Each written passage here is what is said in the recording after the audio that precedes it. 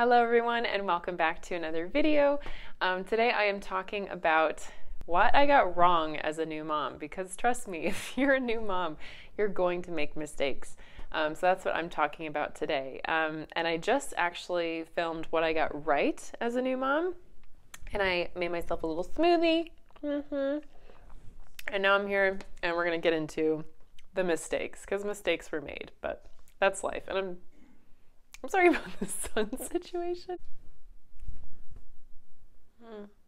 Let me just tell you, I really researched the hell out of everything motherhood related, but nothing can prepare you but the experience itself. So that's why I'm here. So maybe you can learn from my mistakes, because I sure am. For my next child, which I'm not pregnant or anything, but I plan on having another one or two or five. So for my next child, there are some things I'm going to be doing differently, and that's what I'm going to share with you today. So welcome back. Woo! So the first thing that I got wrong was I underestimated the initial postpartum period. So it's called the baby blues, and basically it's not, I think everyone at this point has heard of postpartum depression, and my husband was aware of this, but he didn't really understand the baby blues period. And basically, this doesn't happen to everyone, but your hormones, like, you're coming down from such a hormonal rush, and birth is such a powerful experience. So whether you had a positive or negative birth, it's powerful. So you're kind of reeling from that, and you have these new emotions and these new hormones that are rewiring your brain for motherhood. Like, your brain chemistry changes when you become a parent, especially a mother. So there's radical changes taking place in your body, and you're kind of being programmed for this new role. So I knew that I was going to be highly sensitive and highly hormonal after having my child, but I didn't realize like the things that were going to like set it off. And so basically I underestimated how sensitive I was going to be. Right when I got pregnant, the pandemic lockdown happened, so there was just like a lot going on. People were kind of estranged from each other, and we really wanted to come together. So I wanted, my husband and I both wanted our families to visit for the birth, and this is kind of a big no-no. Typically when you give birth, you want to, nest and kind of settle in and just have very few visitors. But I don't know, we wanted our families there, but we didn't have the space at the time to like have them all at our place. So basically my in-laws rented a place, and then my mom was in her place hosting my family. So it was like we were going from our apartment to the Airbnb where his family was, and then to my mom's where my family was, and they kind of weren't mixing because of COVID. So it was a lot of running around. So it wasn't, and I don't have any regrets about this, because I was really happy that our family was there. I felt really supported, and like I love everyone I was surrounding myself with. So once I got to like the Airbnb location, I was really happy, and I got to like relax and get help, and I was very like nurtured and supported. But I didn't realize it was just going to be like something as simple as getting up, showering, and getting dressed, and making sure the baby is like well fed, happy, changed, and ready to go, like before you get out. Like, it's so hard to get out of the door with a newborn. So that was something that I wasn't expecting. And then I was so sensitive that when I would be like showering, if I heard my baby wake up and cry for milk, I would start, like, my body would start shaking. Like, I just was like, ah. So it was stressful, the running around. It was also Thanksgiving. So we like had Thanksgiving plans here, Thanksgiving plans there. We were seeing extended families. So there was a lot that we planned too much. And like I said, I'm happy that we got to see everyone. I wouldn't have changed it, and we just couldn't, there was no other way to do it. But it's prepping me for my next child. I'm definitely going to be aware that like you don't really want to make plans as a postpartum mom. Like, you just don't. Because just the simple act of getting dressed, the simple act of like getting the baby together, it's just a lot, and it's very stressful. So yeah, the first thing I got wrong was I underestimated my postpartum, hormones. The second thing that I got wrong was I was like too chicken to start EC at birth. EC stands for elimination communication, and it's when you try to basically catch babies' peepees and poo-poos, and it's not potty training, but you are giving them the opportunity. For example, after feeding or when waking up from a nap, we would put Adeline on the potty and she would go to the bathroom, and it was the coolest thing ever. But I didn't start until like 3 months, so we were experiencing blowouts at that point, and it's annoying, it's messy. They'll poop a little bit, and then 5 minutes later, after you've changed the diaper, they poop again, and you have to go through that again. So I wish I would have started sooner. So that's what I'm doing for my next child. I'm starting EC from birth, and I'm starting to put them on the potty, and try and catch every poop from birth. So that'll be really, really fun a second time around. The third thing that I got wrong was I was so terrified of SIDS, which is sudden infant death syndrome, that I, in the beginning, didn't even consider, and I talked about this in my last video, I didn't even consider bed sharing, because I just thought like, that's how your child dies. You know what I mean? I was super, super scared about it, and the nurses really freaked me out about it. And so I just was like, okay, I guess this is my life. My life is going to be waking up and swaddling the baby and changing the baby and going to nurse the baby while trying not to fall asleep myself. And she won't take a pacifier, and I can't bottle feed because she's too young. And so I'm just going to be crying at 4 a.m. because I'm lonely and so sleep deprived, and my child is fussy, and that's putting me on edge. It was really hard those first 2 weeks that I didn't bed share, and I just didn't even consider any other sleeping arrangement because I was uninformed. But my instincts were really strong, and I talked about this in my last video. My instincts were really strong that I should bed share. And so when I researched it, I finally found the information. Like, for example, in Japan, they have cultural bed sharing. Like, everyone just bed shares with their babies. And they have the lowest amount of SIDS cases. And there's a lot that goes into this, but I'm not really going to get into it. But basically, yeah, that's what I got wrong. I'm not going to let fear and just misinformation, kind of take away the most sacred thing you have, which is just holding your child and getting a good night's sleep. So I'm going to do a separate video on how to do this safely, because there's unsafe bed sharing practices like sleeping on a couch, or sleeping with pillows and blankets, or not on a flat surface. There's a lot that goes into it. So I'm going to do a video on how to do it safely. But yeah, that was something I got wrong, was I really listened to outside influences that really freaked me out. I was terrified of SIDS. I thought it could just happen to a healthy baby. A healthy baby was suddenly just going to stop breathing because they weren't perfectly wrapped up in the snoo or something, right? So I let that kind of put a block in my mind up about bed sharing, but very happy I eventually took that block down. So the next thing I got wrong was I was dead set on cloth diapering, and I got all my cloth diapers, and I was super excited. And when I finally put them on her, you have to break in cloth diapers by washing them multiple times to get the cotton to be absorbent. It's like when you get a new towel, it's not very absorbent until you wash it a few times. So I washed my diapers diligently, but as soon as I put my first cloth diaper on her, the pee just leaked right out of the sides.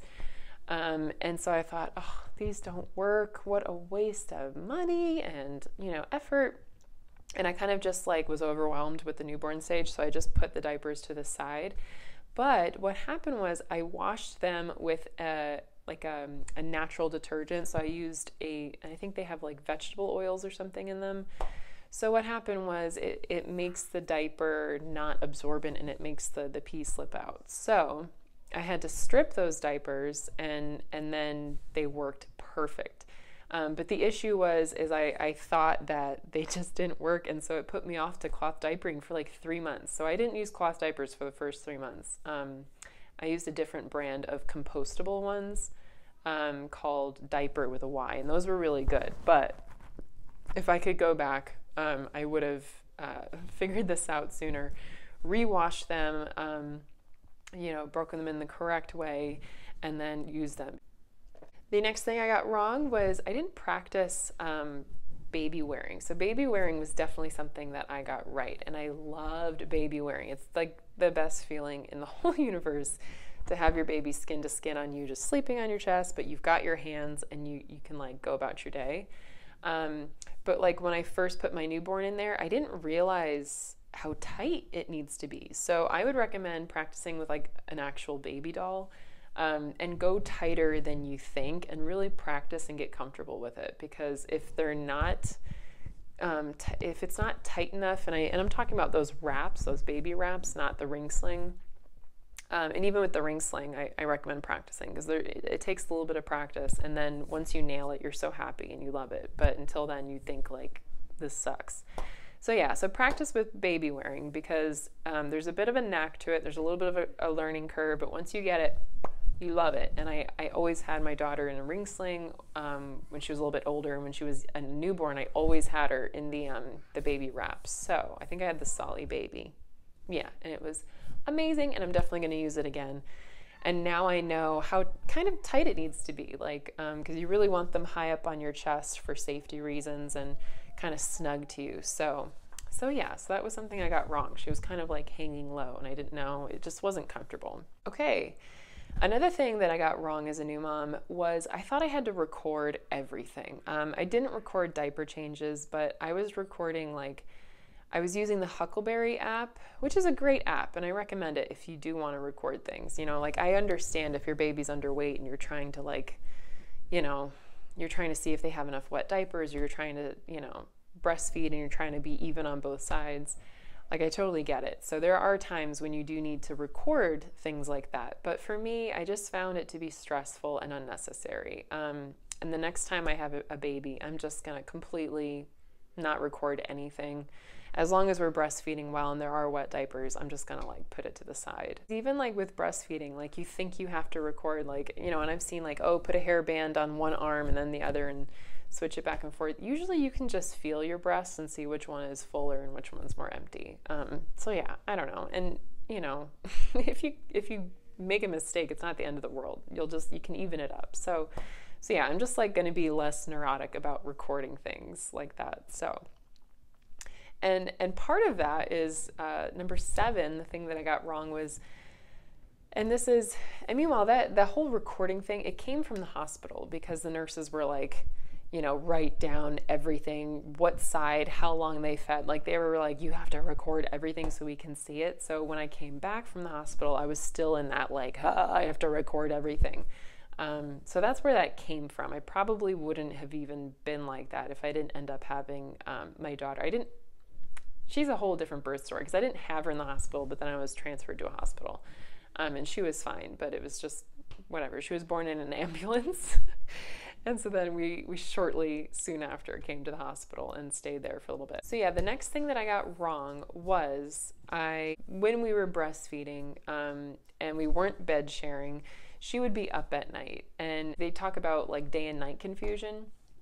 And they would say like, don't let your baby sleep longer than this many hours, or they'll be up at night, and don't let them fall asleep at the breast, because that's wrong and it's a bad habit. And so you should wake up your sleeping baby if they have slept too long. And, if you are, breastfeeding them and they're falling asleep at the breast, you can put a cold washcloth on their face to like keep them alert and awake. And I listened to this, and I'm not judging anyone who does this. Like, you got to do what you got to do for your family. But for me, this was very counterintuitive. It felt wrong. My husband was like, are you seriously putting an ice cold washcloth on our daughter's? Like, what is wrong with you right now? And at the time I was defensive, because I was like, you don't understand the science. She's got day and night confused and blah, blah, blah, blah, blah. And I got to do this or she's going to fall asleep. It was just, yeah, I don't know. I'm just going to be way more chill with the next baby. They're going to sleep when they're going to sleep. They're going to eat when they're going to eat. I've learned since then that it's biologically appropriate and biologically normal for them to fall asleep at the breast. Like, that's just how we were designed. So I'm not going to try and fight that anymore. I didn't for very long. Like, literally this lasted like the first 2 to 3 weeks. I did things like the hospital nurses told me to. And then as soon as like it just became too much and my instinct was like, this is not right, and we found bed sharing and I got the hang of breastfeeding, like everything changed. But those first 2-3 weeks, yeah, I was very like, she's got to be on a schedule. I got to record everything. Like, she can't be falling asleep now. She's got to sleep then. It's way too much. And I remember too, I was at the Airbnb where my mother-in-law was, and I remember like being like, no, I got to wake the baby because she's got to eat because it's been so many hours. And I remember her being like, you don't have to wake a sleeping baby, like she's fine. And I was like, you don't understand. Meanwhile, I'm telling a mom of 4 who breastfed every one of her children that she didn't understand. It was pretty funny. So yeah, I don't know. First time moms, man, you're just like, it's a lot, you know? You can relax, you can take a breath, like a baby can sleep, and when they wake up, they're going to be hungry and you're going to be there. And, you know, as long as breastfeeding's going well, you don't have to record everything. Like, you can just take a breather. So, and, you know, and if they have day and night confused, they're eventually going to figure it out. And especially if you're bed sharing, like, it's not even going to be an issue because you're going to be able to sleep. So number 8 is a big one. And it's, it's something that everyone gets wrong, and not just mothers, but it's letting yourself feel an ounce of shame for your personal decisions. So when it came to me and motherhood, there were certain people that were like critiquing me, or I could just maybe feel that they were critiquing me underneath, and I let it embarrass me, or I felt kind of like embarrassed or shameful about it. So things like baby wearing, things like breastfeeding, these can trigger people who didn't do that, and they might judge you and think you're a hippie or crunchy mom or whatever, you know, I don't know. So yeah, like I had someone tell me that holding my daughter, I wasn't at home, I was somewhere else, so I didn't have anywhere to like put her. So I just was holding her as she was napping, because when they're newborns, they nap all day, right? So I was like holding my little newborn. She was 2 months old, so maybe not a newborn, but whatever. And I had someone tell me that I was like coddling her, that she wasn't a doll, and that like I was going to create a baby who was like too attached, and that was going to create a monster. And I defended myself. Like, I defended my parenting choices at the time, but I kind of let it get in my head in the sense of like, I let it upset me, you know, and that's you don't need to you don't need to go down that spiral. You know, and then this same person, when they would see me baby wearing, they'd be like, what are you doing? Like, just put them down. And yeah, so I let myself kind of be embarrassed or defensive. And now if I have another child, I'm going to be way more confident in my parenting decisions, and I'm not going to be embarrassed, you know, to breastfeed. And very quickly, I was like that mom. I wasn't that mom that was like whipping my boob out to make anyone uncomfortable, but I was like, you know, as long as I'm covered, if you can see what I'm doing, I really don't care. You know what I mean? And like, oh God, if the baby like, you know, pops off and you see something, like whatever, I really don't care. I very quickly got very comfortable with my decisions. But yeah, letting myself feel an ounce of shame for parenting my child in a loving way is something that I will never do again, because it's not worth it. And number 9, something that I got wrong as a first-time mom was I let myself feel pressured to start solids before 6 months, or just before we were ready. There's a lot of pressure. A lot of pediatricians will tell you to start at 4, and now there's clear evidence that this is too early, that their digestive systems aren't ready for it, and it can actually lead to like later down the line childhood obesity. So yeah, as long as you're breastfeeding and it's going well, you got time. They're babies. Like, your milk has everything in it that they need. And yeah. And the last thing that I got wrong was going back to the whole like scheduling things. Like, I do believe that babies need a routine. But when the 4-month sleep regression hit, I like had it in my head that I like had to have her, you know, down for her naps at a certain time or blah, blah, blah. And so I would be like, you know, nursing her and rocking her and trying to settle her and walking around the house. And it was just like, I should have just put her in the baby wrap and like vacuumed the house, because when I finally did that, she was fine and she fell asleep, and she would have a perfect nap, you know, contact nap on me. So my next go around, I'm not going to just be so neurotic about naps and stuff. Like, if she's being fussy, You know, that 4-month sleep regression is a real thing, and it really changes their sleeping habits. And instead of like, you know, getting caught up in that or obsessive about sleep, I'm just going to put them in the wrap and I'm just going to continue my life. And a tired baby will sleep and she'll be just fine, and we'll get through it a lot easier and without so much anxiety about it.